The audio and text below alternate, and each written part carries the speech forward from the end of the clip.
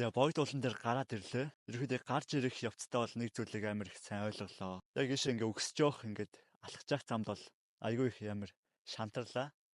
Өнөөдөр бол уулын яг аманд буюу яг өгсөж явах замд бол амар их хүмүүс тааралцсан. Ер нь бол бараг 100-аас дээш их хүмүүс байсан. Яг тэр доогуур сууж исэн. Тэг уулын орил дээр гараад ирсэн чи ерөнхийдөө яг 10 хүрэхгүй те яг 10 дотор л яг хүмүүс байгаад байгаа байхгүй. Аюу цөөхөн хүмүүс яг энэ орил дээр нь гарч ирсэн байна. Энэ үүрэг юу л гэхэд энэ юм бол яг амжилтанд яг хүрэж байгаа хүмүүстэй яг хүрэхгээ зорж байгаа хүмүүс маш олон байгаа.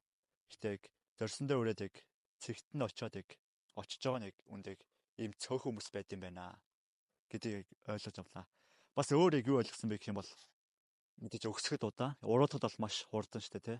Амжилтанд хүрэх нь одоо удаан байж болох ч гэсэн амжилтанд хүрчээд буцаад унах цэг нь маш хурдан байд юм байна гэдгийг бас ойлгож авлаа. Ямар ч ууланд гарч ирээд хэсэг зур тайвширал авлаа. Бас хэдэн зүйлийг ойлгож авсан да. Баяртай байна.